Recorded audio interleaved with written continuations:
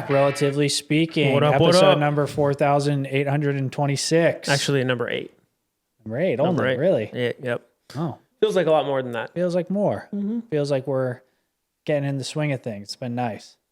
I'm getting very comfortable in front of the camera, which has led me to think about doing lots of other things that would be potentially more profitable than this.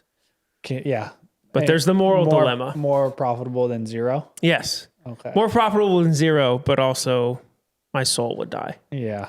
Yeah. And that's a problem. There's a whole like burning in hell and all of that, you know, which seems less than ideal, but nice. Episode 8. All right. Well, I'm coming in a little bit lethargic today. I'm trying to bring the juice a little bit, but I am currently dealing with 3 sick children. That's not the funnest. It's Wednesday. Started about Saturday night, I think. So Saturday night? Yeah, Saturday. Was that the night we? Sunday night.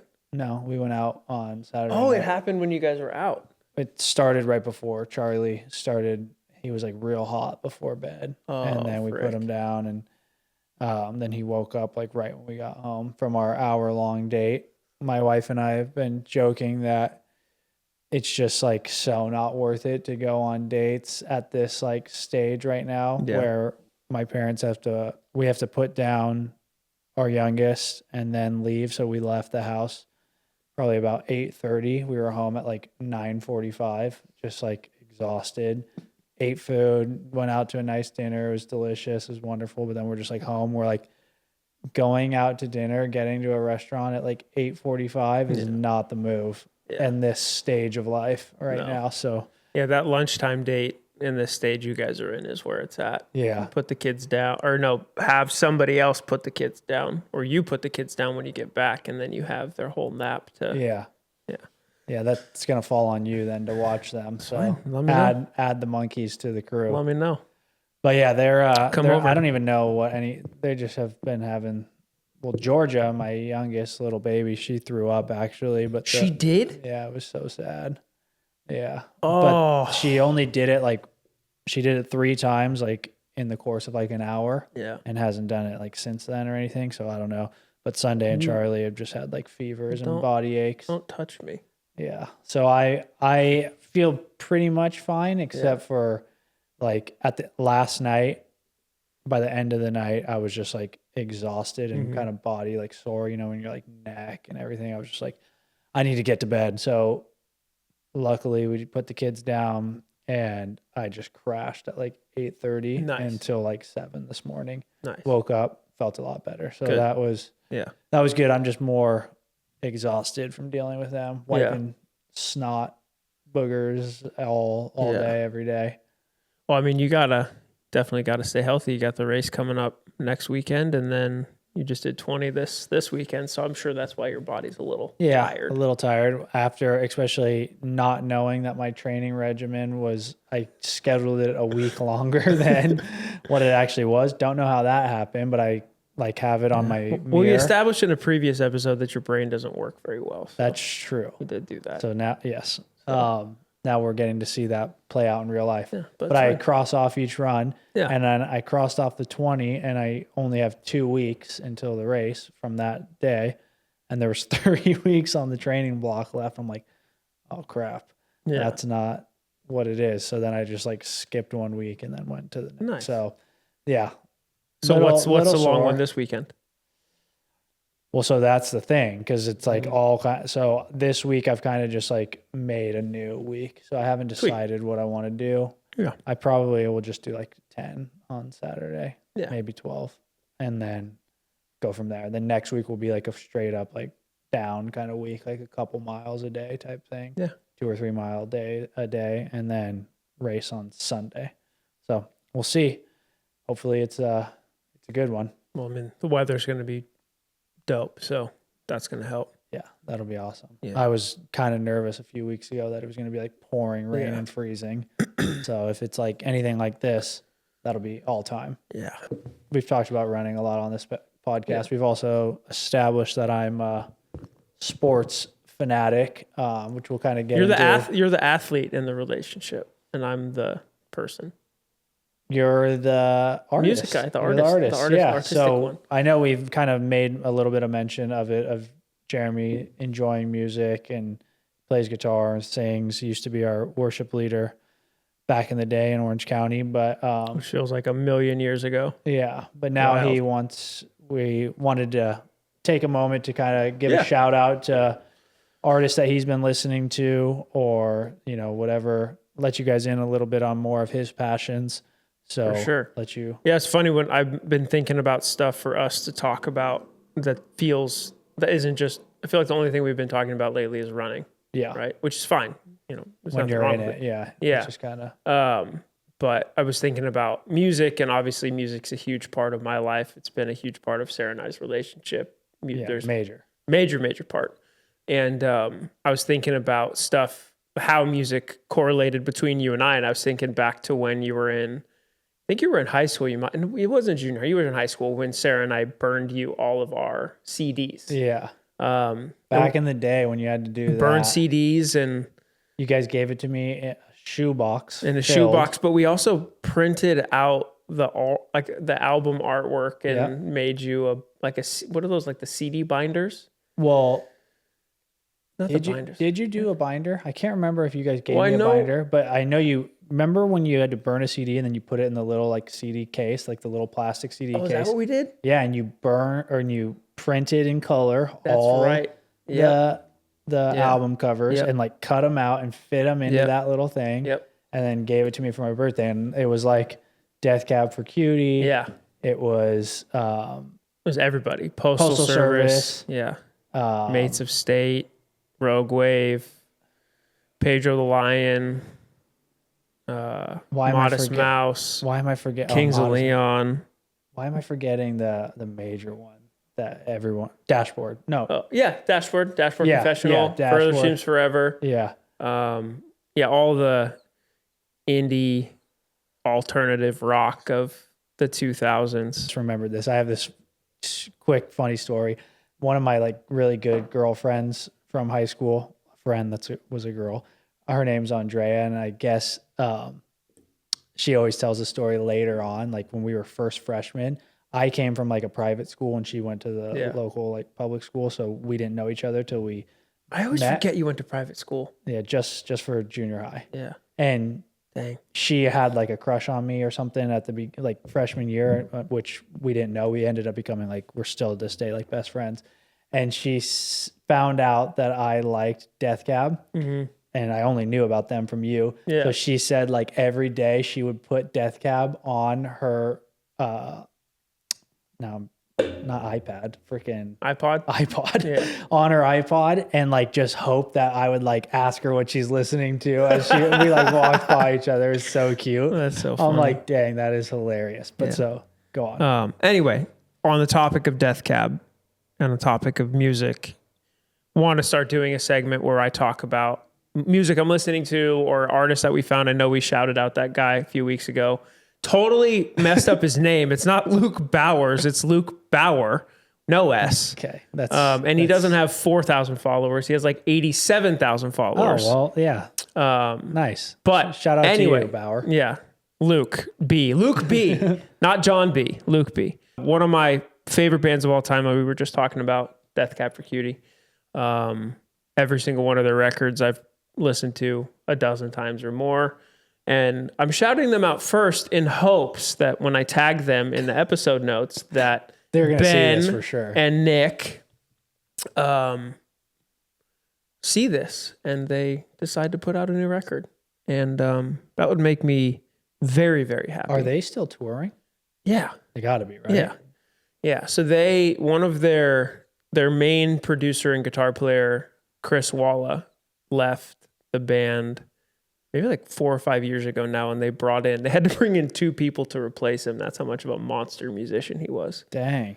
And their music hasn't ever been the same since he left. But did he go to another band, or he's just producing now and just making records for other people? Okay. And one of Sarah's favorite artists is Tegan and Sarah, and Chris Wall is one of their main producers. Oh, sick. Yeah. Death Cab for Cutie. Check them out. I'll link my favorite album in the show notes. Do you have a favorite song? Or is that too difficult? Ooh. That's a tough ask. Okay, so there's two favorite songs. My all-time favorite song is a song on their record Plans. It's called What Sarah Said. And it's very morbid, so just stay with me. The lyrics are basically Ben is singing about you're in a hospital watching someone die. And then the bridge of the song, he's saying, who's going to watch you die? Like, love is watching someone die. Yeah. Who's going to watch you die? Dang. And I'm just like, that's crazy. Yeah, but it's musically I was definitely thinking that one of these songs was going to bring back memories of like you making out with my sister, but instead you were just crying in a corner, being a little emo kid. No, we made out to Radiohead. Yeah, Radiohead was our makeout album. Nice. Yeah, in the Tacoma. That's hilarious. What was the top of the world in Laguna Beach? Was that? Yeah. Been there many a time. That was the go-to. That's so funny, dude. Yeah. Top of the world in Laguna. Shout out. Yeah, dude. Excellent little makeout spot. Yeah, leave out the rest of the details. But anyway, all that to say, music is a huge part of me, and I think it's cool that we can kind of talk about it, and which leads into just talking about passions for you, and obviously sports is a big one, and so we're just this is a big week for me. Chargers are in the playoffs. Go ahead. I was going to ask. First time since 2022. So they've only missed last year. They missed last year, but they haven't won a playoff game since 2018. So as I was saying, I'll make this not too long-winded, but been a fan since 2001. So in that time, being a sports fan, it's just like crazy. It's just so many ups and downs. But the thing about the Chargers is they've never been like in like purgatory. They've never been like horrible. They've always just been like a pretty good team. We've transitioned we've had that's mid, right? Mid. Yeah, the kids would say that. We've had excellent quarterbacks, which is insane. Like the luck that we've had in getting quarterbacks going from Drew Brees to Phillip Rivers to Justin Herbert is like, those are three like Hall of Fame. Now, Drew Brees was a quarterback for the Chargers. Is that prior to going to the Saints? So he was with the Chargers. Then he got traded and went to the Saints. Phillip Rivers took over. Then when he retired, who's the guy that Tom Brady replaced? Drew Bledsoe. Yeah. Okay, that's why I got those messed up. Drew Bledsoe and Drew Brees. Yeah. I was like, wait. Drew Bledsoe was a quarterback for the Chargers? Okay. No, not Bledsoe, but Brees was. And so I'm flexing my lack of knowledge about sports. No, even the fact that you've even heard of Drew Bledsoe. You probably heard of that because of the roast. Oh, yes. Because of the roast, which if you have not watched it, I know you have. It was so good. So we've had, just these seasons that have been disappointing because you're kind of always like there, that when you really suck, it's like whatever, like you're going to lose all these games. But when you have like that hope, so where we are now, I'll go back to 2022. In 2022, we made the playoffs. We played the Jacksonville Jaguars. We were up 27-0. We had 4 interceptions on their quarterback in the first half. We ended up losing that game 31-30. After being up 27-0. Damn. So that just like ripped my heart out. Yeah. That was with a head coach that at the time, like everyone was calling for him to be fired. And they ended up bringing him back for another year. And that was last year. And the team just kind of mentally never got over that like hurdle of like blowing that lead. Justin Herbert ended up getting hurt. Team ended up being awful. We only won 5 games. Thursday night football towards the end of the season, probably a little over halfway through, we get absolutely shellacked by the Raiders of all teams. Nice. I think the score was 63. Were they the Oakland Raiders then, or the Las Vegas Raiders? Still Vegas. Like 63-21. Owners fire everybody the next day. Like they're out. Like the team just fully quit on the coach. Like it was just like it was awful. Towards the end of the season? Towards the end of the season. Herbert wasn't playing. He had just been out for the year, had to have surgery on his hand. So we just got killed. And then because of that happening though, there was a guy named Jim Harbaugh out there that rumors were swirling that he wanted to come back to the NFL. Now, this dude, and why I love sports so much, like it's so crazy what one person can do, and just like this is like the ultimate leader of men. Really, he wins everywhere he goes. Like he was a coach at the University of San Diego, turned that program around. Then he went to Stanford, which if you know anything about anything college football, like you obviously have to have amazing academics to get into Stanford. So they're not going to always produce the best like teams. They were 1-11 the year before he got there. Totally turned them around into like a perennial powerhouse. They came into the Coliseum 41-point underdogs to USC and beat them. Holy crackers. Like he just turned. So then he does that. Then he gets the head coaching job from Stanford to the 49ers. They won 5 games the year, or maybe 6, the year before he got there. First year, they're a 13-win team. Go to the NFC Championship. How many games are there per season? At that time, there was 16. Now there's 17. So the 49ers won 6, and then he won 13. Oh, so wow! He went to 3 NFC Championship games. How do we get him on the podcast? And a Super Bowl. That would be amazing. Yeah, and he's like the quirkiest, but he has a story. It was just on like in Justin's like interview yesterday. It was mentioned. They were like, when did you know that like Jim Harbaugh was different and stuff? He's like, probably when he came in and told us he remembers the day he was born. He talks about that it was like a snowy day and he can like remember like coming out of the birth canal. He's just like a quirky like guy, but he like gives he like gives that story. Literally says he can remember the day he was born and like goes into like full detail and stuff. So anyways, so he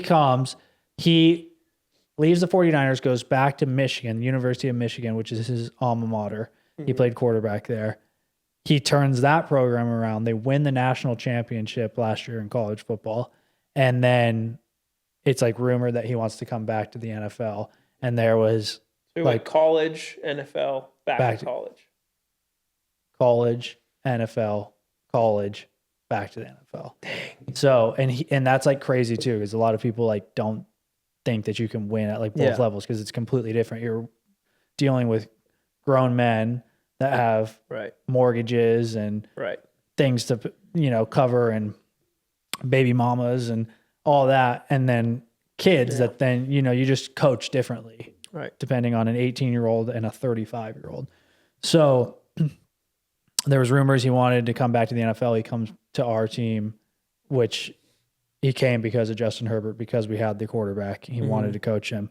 And we go from winning 5 games last year to 11 this year. And we're in the playoffs, which is exciting stuff. And he's just such an awesome guy, the coach. It's just somebody that you want, full Christian, like amazing dude, like just one-liners and quotes. Really? Like, yeah.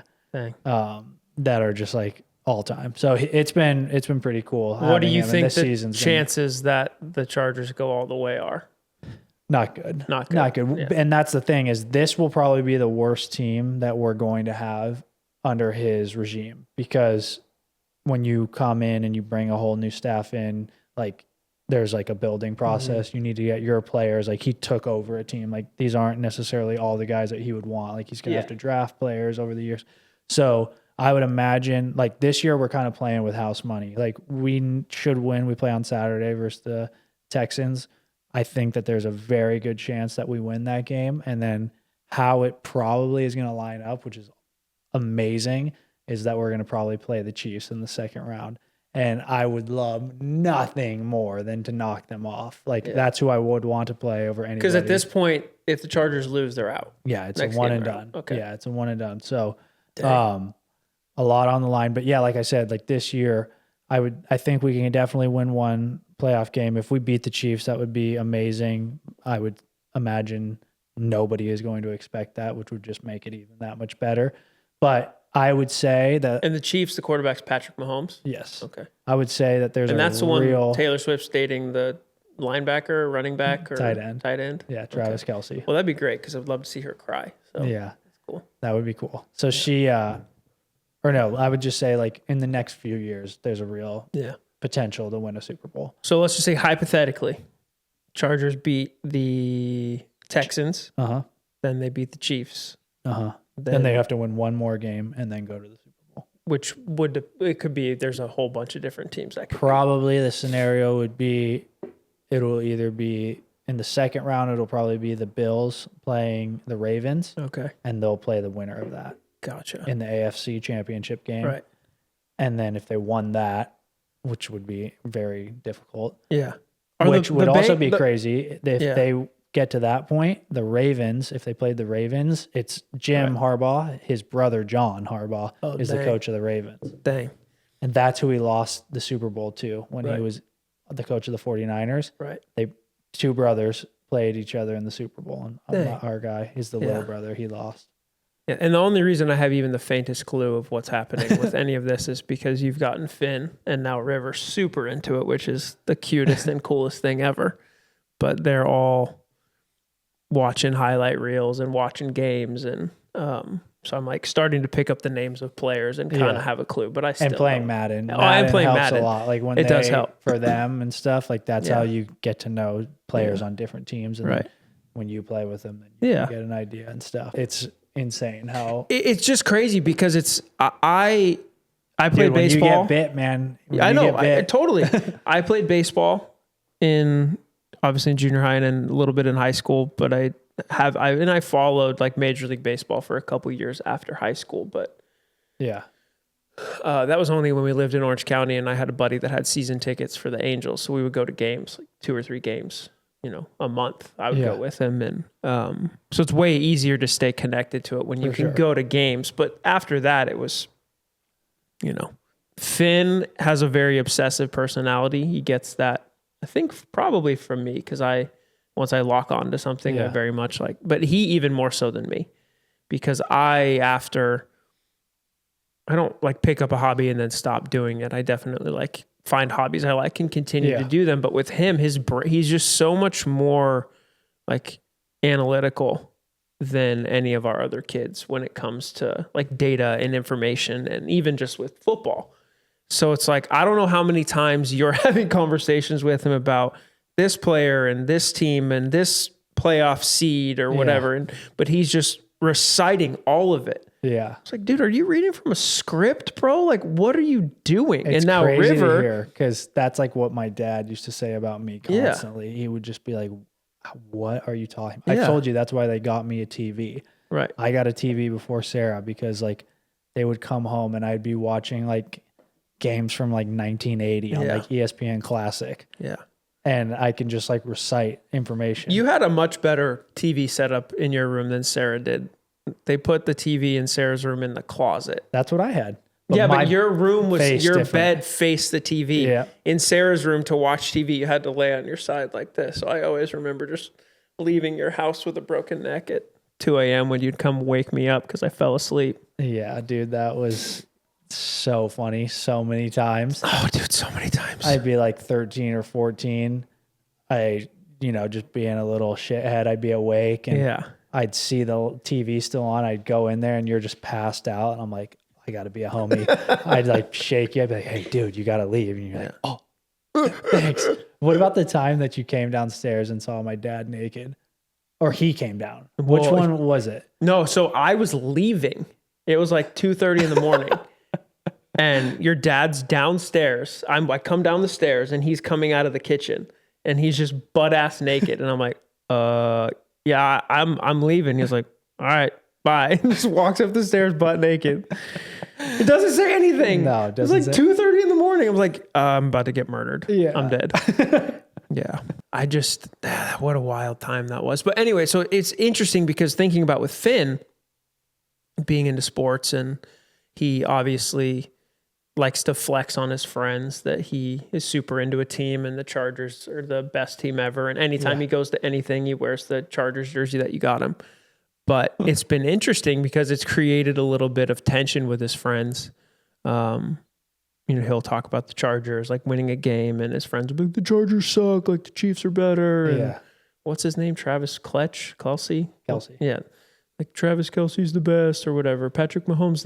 And Finn's just like, no, like you don't know. Herbert. Anyway, But that kind of turned into a little bit of an incident with his friends where he was getting bullied. You think it stemmed from that? Oh yeah, that's what started it. Oh, okay. Because there's been a couple of instances where there's been issues taking place, and I'm not going to get into the details, but basically, it started from that, just like kind of messing innocent, about like back and forth about, oh, my team's better than yours, Chargers suck, Chiefs suck, whatever. But then it turned into more like name calling and,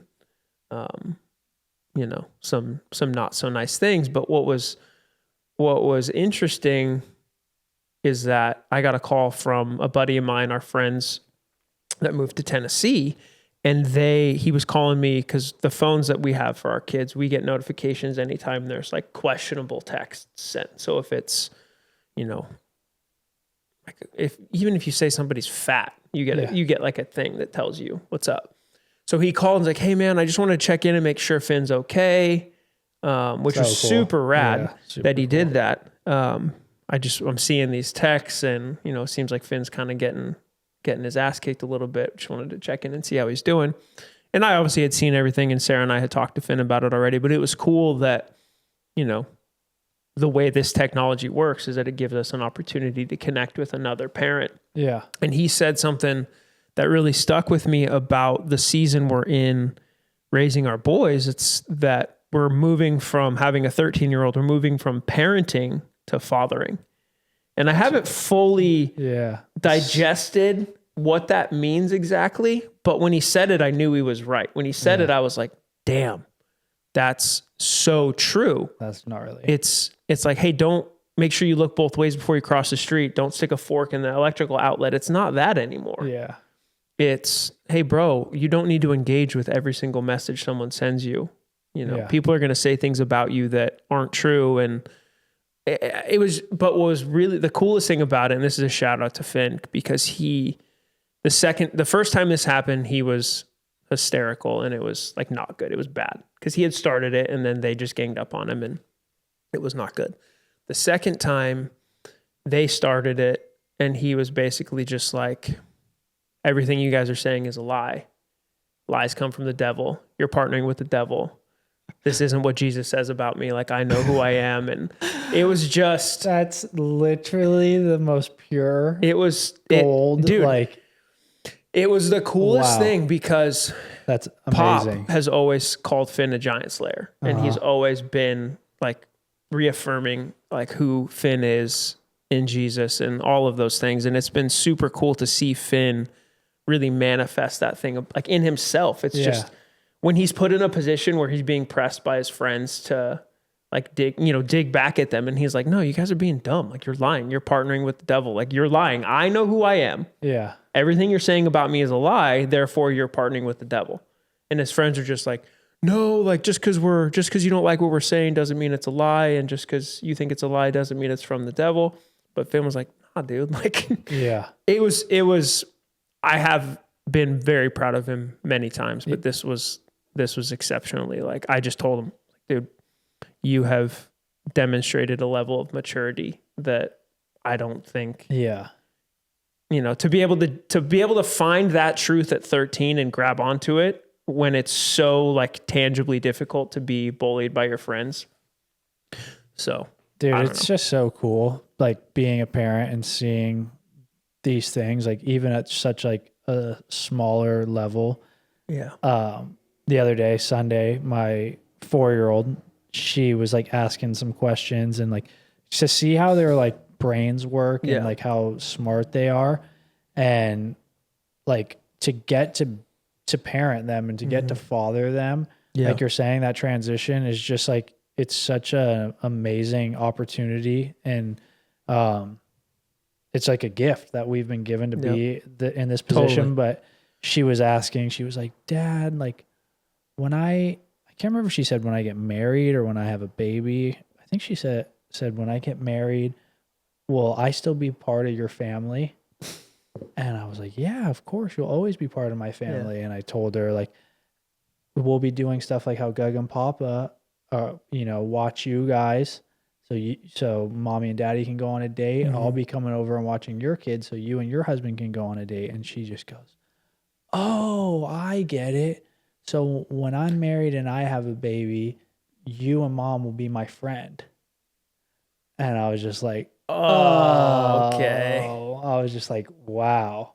Dang. I'm like, yeah, we'll be friends. And I was like, took everything in me not to cry. I'm just like, it's just such a sweet, like, thing to, have the opportunity to parent. And like, when we get these moments where they're truly like needing guidance and in this situation with Finn, like to be a resource to him and to like help him through that is like, it's something that's so important in a young man's like development. Yeah, totally. And to like be that for him in your case is just like, it's amazing. And obviously we saw based on his response, like you were able to see how well he responded and how well you've done in this transition. So shout out to Finn, but also shout out to you for being his dad and guiding him in these tough spots. Because definitely a part of me wanted to be like, just kick the kid's ass. Finn.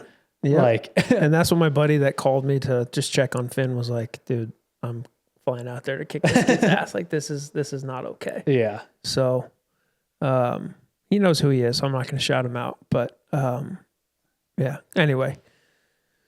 Now I want to cry. Sunday.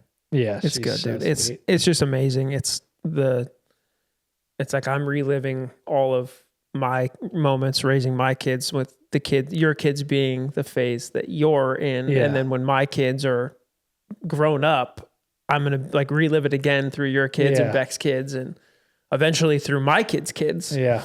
And to think we're only like, 10 years away from Finn potentially being married and maybe having a kid or a kid on the way. It's just, I don't know that I'd want him to get married and have a kid at 23 like I did, but there's nothing wrong with it. Because, going from that topic of friend, it's like parent, father, friend is the evolution. And I think it's like, if you parent well, you can father well. And if you father well, you can be a friend to your kid. Yeah.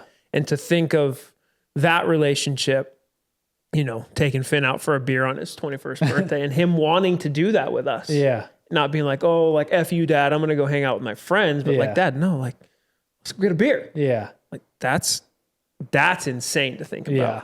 So, yeah, it's been really cool. This transition, just living up here and being around you guys on a more like day-to-day basis and just kind of seeing their personalities and stuff. And like, whereas, when it was just trips and stuff, you're not necessarily getting the everyday type deal, and just seeing how amazing our kids are, has been pretty cool. Yeah, dude, it's good stuff. But yeah, I think that's kind of a wrap for this episode though. Got into a couple of nice little topics there. Got a heater coming for you next week. We got a guest coming on next week, so make sure you tune in for that one. Yeah, first time that it'll be 3 of us on here, so hopefully we can make that dynamic work well. But it should be really cool. Yeah, dude. It's good. I'm having a great time. I don't know about you, but I think I finally feel comfortable and, getting used to doing this. It's good. Yep. All right, guys. Well, thank you for tuning in, and we will see you next week. See ya.